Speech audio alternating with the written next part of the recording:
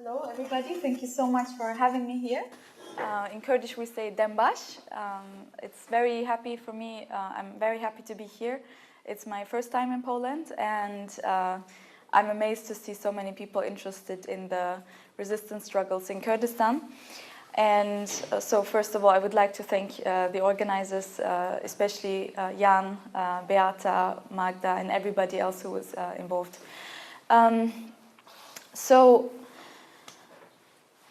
I'm not sure how many of you, let me begin with this. Before 5 years ago, how many of you, before the war against the so-called Islamic State, had heard about the Kurdish people? Raise of hands. Oh, wow, okay. Right.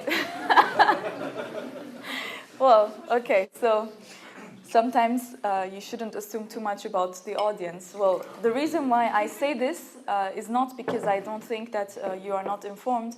It's just because I grew up in Europe, and for us it was always the case. We had to explain that we exist. So a lot of people, let's say, on this more general level, they may have heard about the Kurdish question. They know that the Kurdish people are an oppressed people, but they are not very well informed about the specifics of the region, the different resistance struggles, the different ideas of freedom in the region. Of course, the situation in the Middle East is very complicated in general, and now there is a very intense war in the region, which again further confuses the already existing confusing history. And the media does not really play a very enlightening role. And also, of course, we know that history has been written from a specific perspective, which is why very often, due to the fact that we were not able to write our own history, it's the case that today, for the first time, the Kurdish people are actually writing history on their own terms. And I would like to also discuss a little bit what that means for not only for social sciences, but also for political prospects for people everywhere in the world beyond Kurdistan. So I must begin right now. It's impossible to speak about what's happening in Kurdistan without making clear that it's a complete war zone in which people are trying to come up with different ideas of or philosophies of freedom. Right now, today is exactly 1 month that the Turkish army has invaded Afrin, which is a majority Kurdish region in Syria, in the northwest part of Syria. This is a violation of international law. Not only that, actual war crimes are being committed by the Turkish army and jihadist forces that are allied with the Turkish army, which claim to be part of the FSA, but it's a very specific section that has been recruited by the Turkish army. And the language with which the people are attacking the Kurdish region there, which, by the way, are the native people of that land, is a language of genocide. So Recep Tayyip Erdogan, the Turkish president, claims that they want to remove the Syrian-Turkish border from terrorists, and by that he means the local Kurdish population whose homeland this place is. So this is what is happening at the moment, and why this is significant. Of course it's significant, and everybody should care about the life of civilians, the life of refugees. By the way, hundreds of thousands of people have fled to Afrin from other parts of Syria, from places like Idlib, from Manbij, and other places, Aleppo. And civilian targets are deliberately targeted by the Turkish army and its allies. But beyond that, actually what we can see, this is a specific attack on an emancipatory project at the same time. So it's not only an attack against the Kurdish people as a group that is considered to be hostile by the nationalistic regime of Recep Tayyip Erdogan, but at the same time it's an attack against a different alternative for the Middle East. As many of you know, the region of Kurdistan, it has been divided into 4, and the nation-state borders that currently determine the places where we live in the region are colonial borders. So first of all, this is very important when we understand the Western complicity in the conflicts in the region. The Sykes-Picot Agreement 100 years ago, 101 years ago, 2 years ago, was basically an agreement between British and French diplomats, Sykes and Picot, which are basically two European names. And they have drawn these borders and artificially decided to divide up the region according to their own interests and profits. And the same borders are still determining the fate of the people there. So when we talk about alternative projects that go beyond the nation-state system for the Middle East, we have to recognize that the nation-state system is very new to the region anyway. In many places, on many occasions, the nation-state system, with its economy, with its way of organizing society, with its psychology, mentality, has not actually penetrated the social fabric of that region. A lot of people, especially Kurdish people, who are more loyal to a tribe, to a village, to a region, to a mountain, have no sense of loyalty to the nation state. Especially, of course, because these four nation states, Turkey, Iraq, Syria, and Iran, have historically oppressed the Kurdish people to various degrees. Especially in Turkey, there was a policy of active either assimilation or ethnic cleansing. And this is something that the Turkish state first did, of course, with other groups such as the Armenians and the Greeks, and different Christian groups in general. And in the Kurdish case, they wanted to wipe out the existence of the Kurdish people from history maps, from geographical maps, from books, and so on. In Iraq, for example, Saddam Hussein, as many of you know, in the 1980s, he committed a genocide against the Kurdish people by using chemical weapons against them. And same, I mean, not in the same vast violent dimension, but to different degrees also in Iran and in Syria. The Kurdish people have been oppressed, tortured, killed for any kind of political activity. So, of course, in many cases, when the Ottoman Empire collapsed, there were Kurdish projects coming usually from this urban, more intellectual kind of circles, more bureaucratic circles, to also demand a nation state, just like other post-colonial contexts. Because the idea was, well, in order to be free, in order to be modern, in order to qualify as a nation, you have to have determined state borders, you have to have your own economy, you have to have your own bureaucracy, and everything that is implied when you want a state. And this was at a time when a lot of people, a lot of different nations, a lot of different groups in formerly colonized places were demanding their own state. Now, in retrospect, we can see that many of these post-colonial projects were led by genuine revolutions, by people who were demanding dignity and freedom from colonial brutality, but because local elites were this time recruited into state formation, they continued their ties with the former colonizers, and what happens is that today we still see the legacy of colonialism in many places, specifically in Africa, in the Middle East, and in different parts of Asia and also Latin America. So in the Kurdish case, like I said, the fact that the Kurdish people have been divided into 4 different countries, this led to them being not only aware of the policies of different places, not only being influenced culturally by different ideologies, different political movements, and so on. It also basically built the foundations to having a more decentralized understanding of how self-determination could look like. And also, as I said in the beginning, the nation-state idea, which is based on like centralism of administration, of the economy, of violence, and so on, is something very new for the people in the region anyway. The state is not something that the people had as something on their mind constantly. So in that sense, a more decentralized idea of what freedom could look like developed in this sense. The Kurdistan Workers' Party, the PKK, which is a guerrilla organization which was formed in 1978 as a political party movement first, a socialist party, and later on in 1984 started armed guerrilla warfare against the Turkish state, was the Kurdish movement, which had the most popular, let's say, class base, it was from the beginning, it recruited not only Kurdish people, but also some of the co-founders were Turkish people. From the beginning, women were a part of it, but not to the same degree as today. This was also a development on its own, which I will come to. And so this was a very interesting split from, let's say, former conceptions of what Kurdish politics could look like, which was, let's say, more urban, intellectual, more like, or rather conservative, feudal land elites, which were collaborating with the state.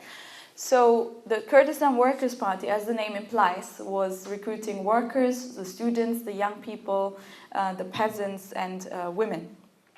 And before the coup in Turkey in 1980, the leadership of the PKK moved to Syria because they did not want to follow other people and have their headquarters, let's say, in Europe, outside of the Middle East, but they went to the only place that provided them some kind of opportunity to do politics. So they went to Syria, which at the time also hosted the Palestinian Liberation Movement and other national liberation movements and revolutionary struggles.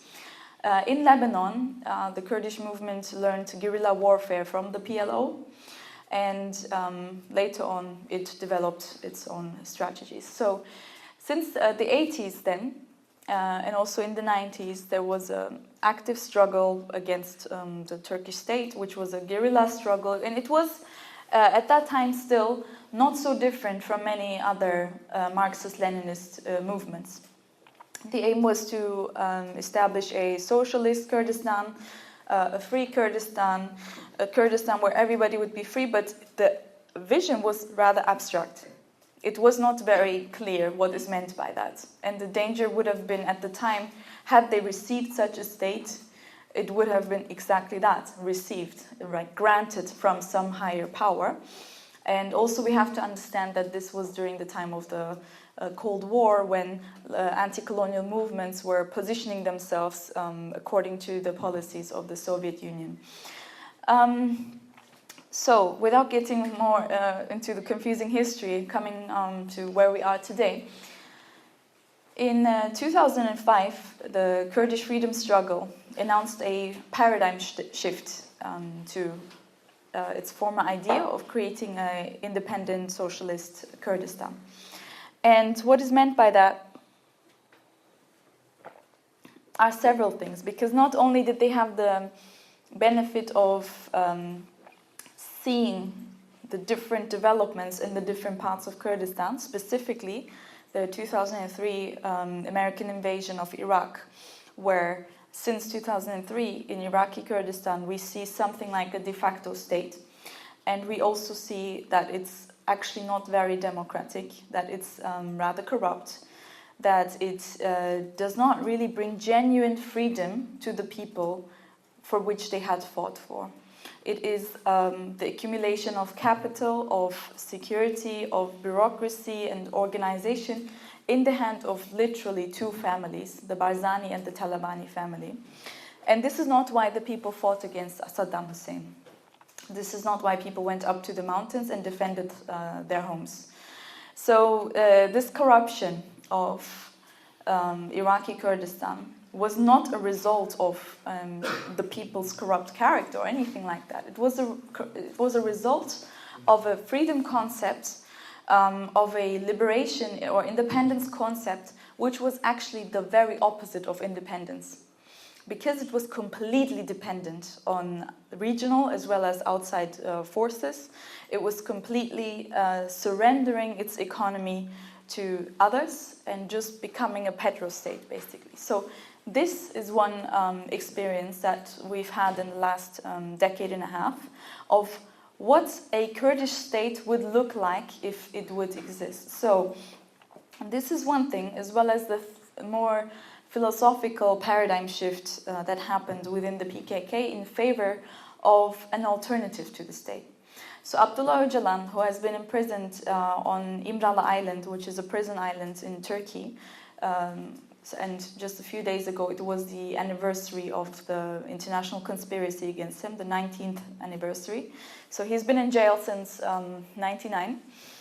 And so although in the 90s already he had come up with, well, the party had already decided that they no longer want to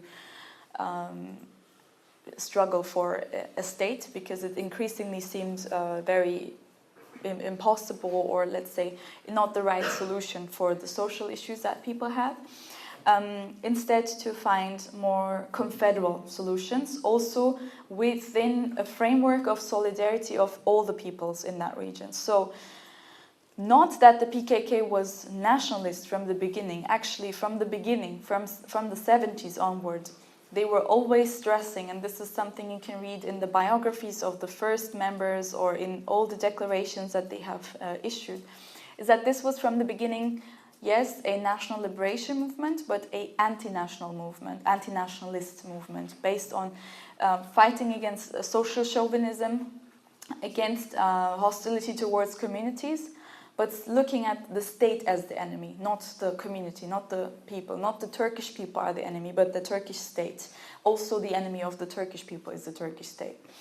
So, but yes, so although this was the case, like some of these ideas were there from the beginning, especially the liberation of women, which in the 90s or already, like in the early 90s, I mean, from the beginning there were women among the guerrillas, but in the 90s the women formed their own autonomous army, and later on they formed their own autonomous party. And so since then they have their autonomous decision-making mechanisms, but since 2005, this idea of democratic confederalism, which from now on I will focus on that, has given people more the means to organize on a wider, more popular scale, and to basically not rely on the guerrillas or on the party to do something on their behalf, but to actually promote people's direct self-governance on this face-to-face level. And this is what we will discuss today about what is happening in Rojava, in the Syrian part of Kurdistan. So in 2005, as I've said, with the experience of Iraqi Kurdistan as a de facto state, with the collapse of the Cold War blocs, with the failure of many national liberation movements, with the increase of neoliberalism, it was a time of chaos really in Kurdistan.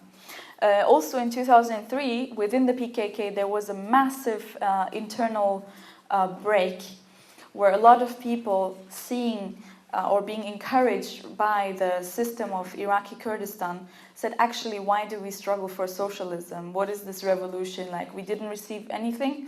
Look, the way to go seems to be capitalism. So there was a huge break that happened in that time as well. So in this period, of course, Öcalan is in prison. And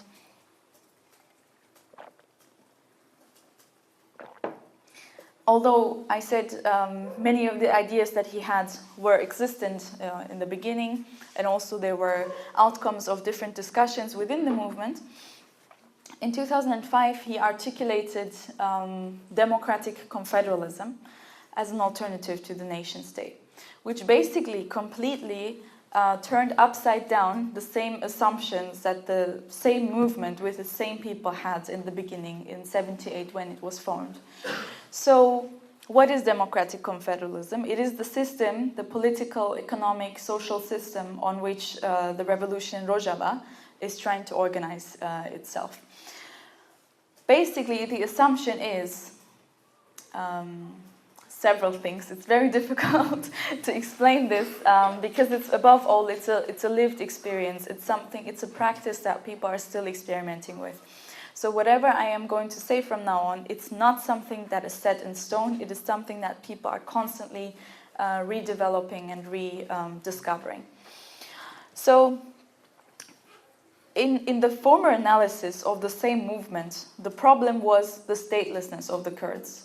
Why do we have problems? Why are we subject to genocide, ethnic cleansing, colonialism, exploitation? Because we don't have a state. So with this new paradigm, the conclusion was actually, it's not statelessness that is the problem, the state is the problem. So everything that happened to the Kurdish people, because they're Kurdish people, happened because they are basically, they don't have a status within this nation-state system. But actually, it's not because the state is so great and they just happen to be excluded from it. It's because the very idea, the logic, the economy, the structure and the mechanisms of the state, they are the problem. Because they're based on hierarchy, because they're based on domination, on authoritarianism, on the exploitation of the people, not only economically, but also mentally and culturally. And the ones who suffer most from it are not only oppressed ethnic, religious, cultural minorities, but also precisely women and the young people. So, in his writings from prison, especially in the 5 volumes that are considered to be his defense writings. So basically, Öcalan writes from prison, but he doesn't write. Of course, the Turkish state is not going to just publish his books. These writings are actually his defense writings to the European Court of Human Rights, and then the lawyers take them and turn them into books. So, when you look at history, when you look at ancient history, actually Mesopotamia, which is basically the land between 2 rivers, the Euphrates and the Tigris River, this basically overlaps somehow with Kurdistan, what we call Kurdistan today. So in Kurdistan, you can see some of the oldest settlement sites of ancient civilizations. You find the oldest churches, among the oldest churches. You find very ancient cultures. You find mountains that really, where history was taking place, and still a lot of archaeological sites which have not been uncovered. Göbekli Tepe, for example, which basically shifted history back by, I don't know, by far, is also in Kurdistan. It's actually very close to the birthplace of Abdullah Öcalan. So when you look at the history of the Middle East, of ancient Mesopotamia, 5,000 years ago, with the emergence of the state, you see that actually the history of the state is in fact the history of hierarchy and domination. It is the time where actually also the first word, the first recorded word for the word writing, for the word freedom, amargi, is coming up. So amargi is the first word known in history for the concept of freedom. And interestingly, if you don't struggle for freedom, you also wouldn't have a word for it. So this must also be a time when people first felt their unfreedom.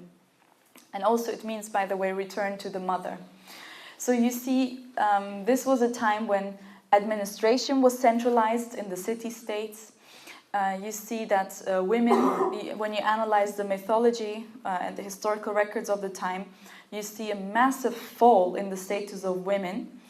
And you also see that basically the first armies, the first temples, the first basically monopolies on culture, on writing, on history making, on money, on debt, and so on. So this is considered by historians, the emergence of the state is considered to be a huge break in history, a rupture in favor of authority and in favor of hierarchy and domination.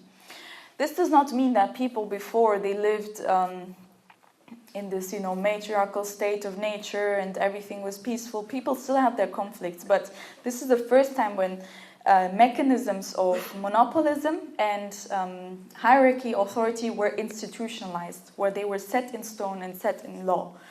So in his writings, Öcalan looks specifically about what this period has meant for women.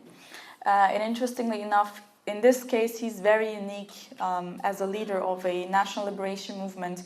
The emphasis that you can only measure your freedom struggle if it really puts women at the forefront and also makes them the agents that get to decide the terms on which this freedom is going to be based on. So analyzing the links between the state, patriarchy, and capitalism, or any form of economic monopolism, has then led to this idea of democratic confederalism, which is based on a paradigm of radical democracy, ecology, and women's liberation. So this is the basic assumption, and the practice is in the form of democratic autonomy.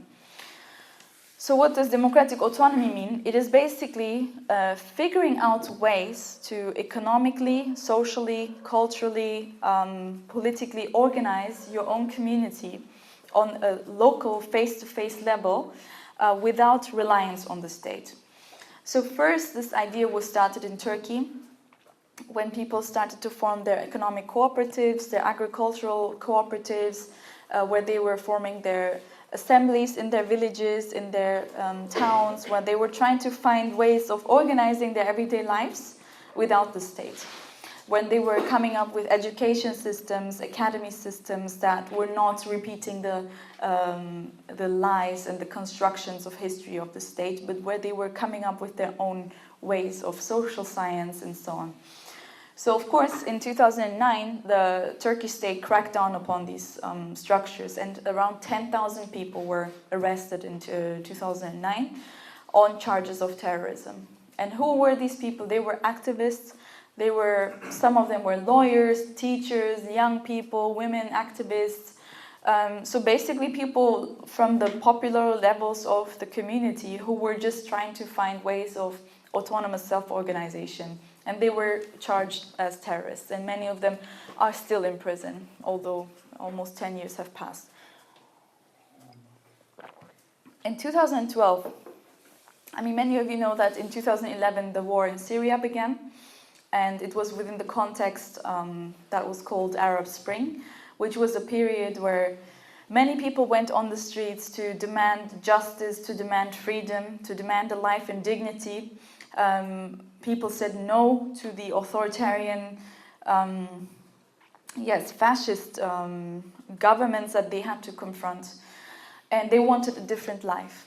And we see, unfortunately, that this war is still dragging on, but it's not because of the demands of the people. They were completely justified, but unfortunately, different international and regional powers benefited from the situation and have torn an entire country apart. In 2012, as I said, the Kurdish people in the north of Syria have started their autonomous self-governance structures. When the regime forces withdrew and went to other parts of the country, especially because there were other clashes with the rebel groups in other parts, the Kurdish areas were not prioritized. However, due to their experience, with their long experience with, decades-long experience with autonomous self-organization underground, due to the PKK's presence in the region, and I should say here that Öcalan and the guerrillas who were organizing themselves there to fight against the Turkish state, they had massive assemblies with people, they had educated, organized people, so there was already a culture since the 80s of people ordinary working class people, peasants, people from the rural areas organizing themselves, and especially women.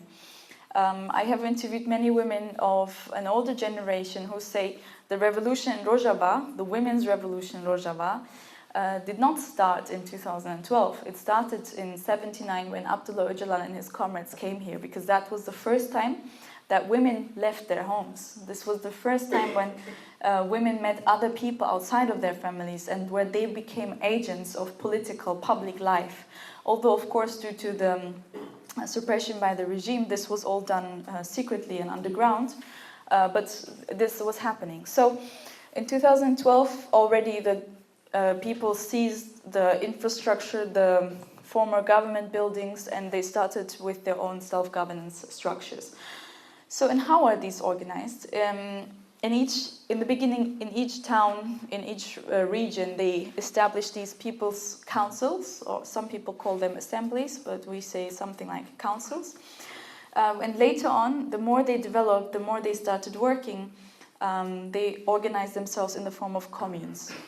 So you have now communes and councils as the political, direct democratic structures there. But also you have a parallel system, which is a more representative one. And I will come to the potential clashes between the two systems in a little bit. Okay. I asked him to give me a sign after a while, so I know how I am with time.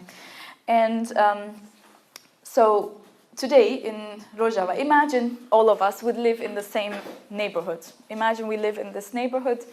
And basically we would form a commune and we would decide to organize our own lives by ourselves. What does that mean? We get to decide whether how we should garden this area. We would organize our own economy. We would organize our safety, because you have to imagine this is a war zone there, so people really need to think about security and safety. The women in this room would organize themselves autonomously also in the form of a women's commune, and we would decide on the issues that specifically concern women. So the idea of women's autonomy is based on, of course, the idea that women should be the pioneers, the guarantees for this democratic system. But also it's because under capitalism specifically, but generally under patriarchal feudal structures, women are really discouraged from speaking out. They don't believe in their own strength. So, and in fact, especially under neoliberalism, they're encouraged to compete with each other. They're encouraged to criticize each other, to work for the male gaze. So these autonomous women's spheres are places where women experience a sense of sisterhood or solidarity with people in their own situation, to be strong in the general structures. So, so we would organize committees for education, for health, for services, for security and things like that, and these would rotate. So this is how things are working right now in Rojava. But of course, you have to imagine there's also hundreds of thousands of refugees, internally displaced people from other parts. So they also need to be somehow integrated into the system. In the newly liberated areas, people first formed councils and then encouraged the people to be part in terms of communes. This region that we're talking about is extremely diverse, so you don't have just Kurdish people living there.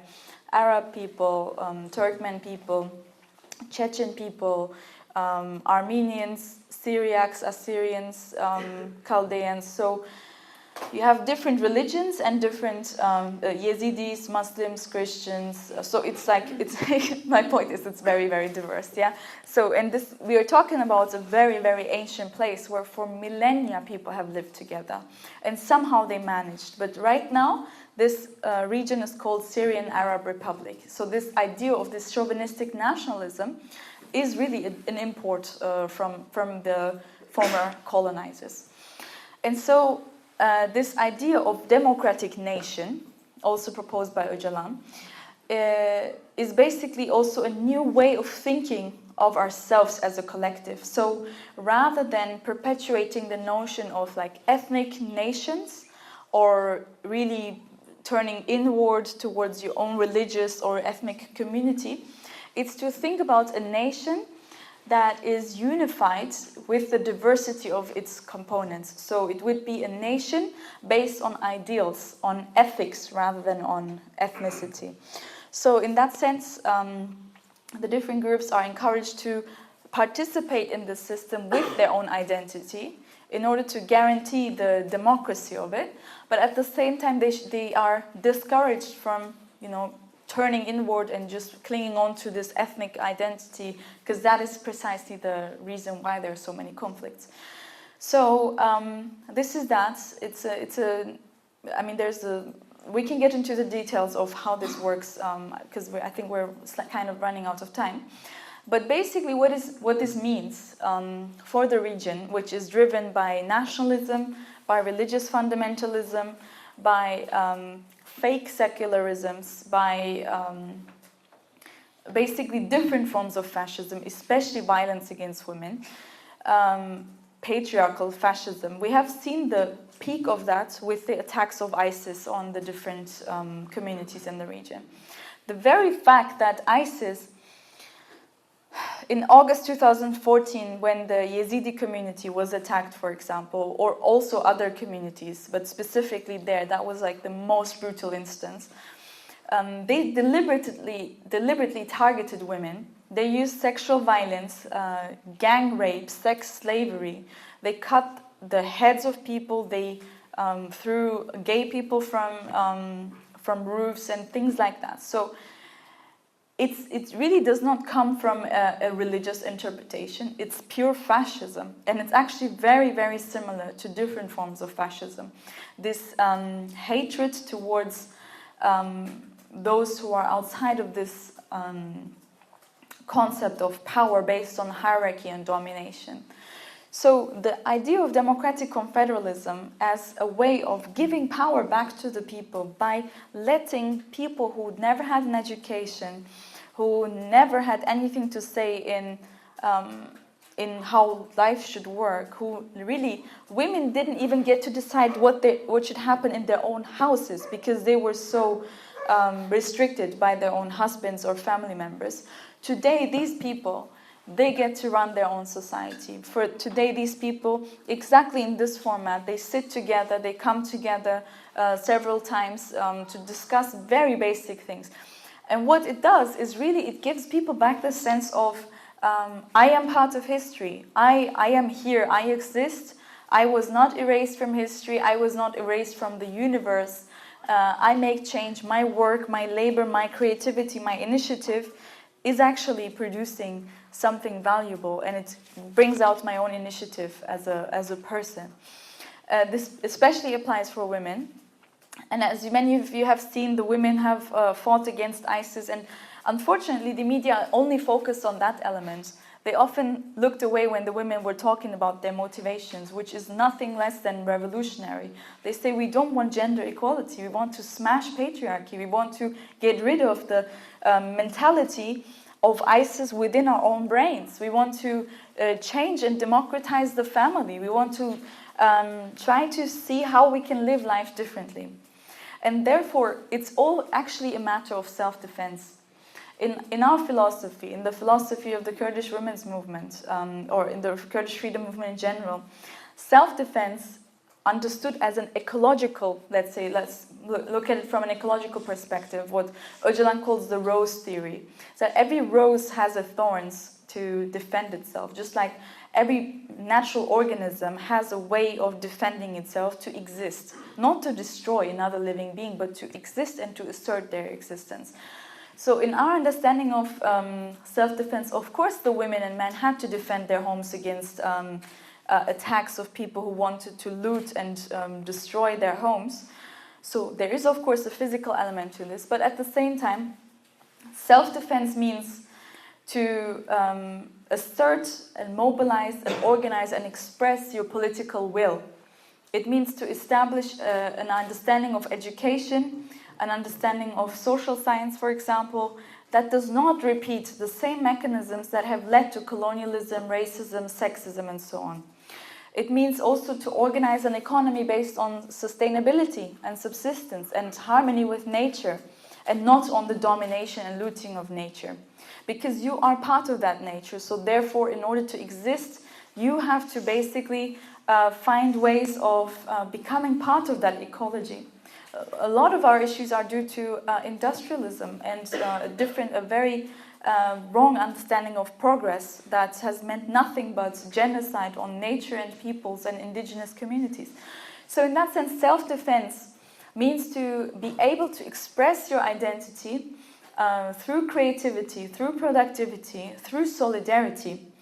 And therefore, this model that is being encouraged, that is being built up in spite of its obstacles and mistakes and shortcomings, because after all, we're talking about this for millions of people who are literally trapped in a war zone. So there's economic embargoes, there's traumas, there's apolitical mindsets. So in this environment, people are trying to do this kind of revolution.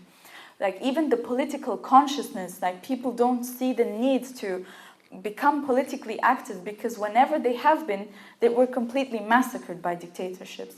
So promoting, bringing out that political consciousness, this was the reason why Kobane in 2014 became the bastion of resistance against fascism. Because of that, Kobane, I'm sure many of you have heard of Kobane becoming the city that defeated ISIS. This was happening because the people, the young people to the oldest people in that society, they knew this is a fight against fascism and they have to win, that they cannot surrender. This resistance legacy this way of life is at stake. So the attacks on Afrin, for example, again, they need to be looked at from this perspective. Just one last thing before I end. A couple of weeks ago, there was a horrible video that was circulated on social media of a woman named Barin Kobani. She was a fighter of the Women's Defense Units of the YPG. And she was on the floor, dead. Her clothes ripped, her breasts cut off, her body burned, so it was, her dead body was tortured.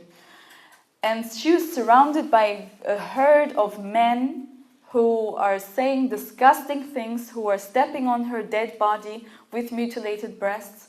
And on social media, in Turkish social media circles, things were said like, female pig, or this is what happens if you put women to the front line. So, I mean, the reason why I'm giving this very descriptive thing is that this is exactly what is at stake.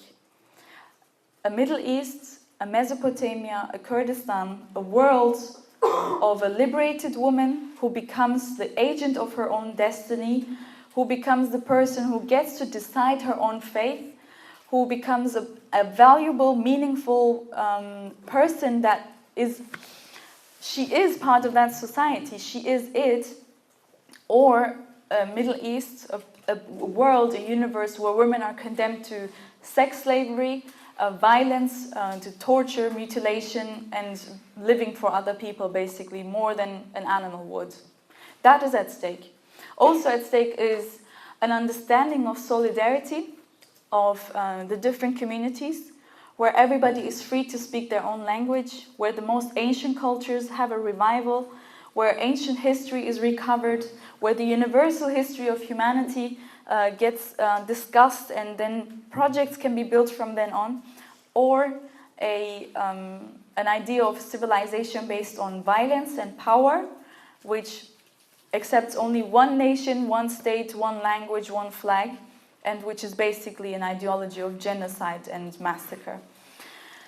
So this is why the revolution Rojava is so significant. It's not the ultimate answer to capitalist modernity. It is not the ultimate answer to the world's solution, but it is a model that is being tried in the midst of chaos and war and destruction by people who are severely traumatized, who have lost so many people, so many loved ones and their homes.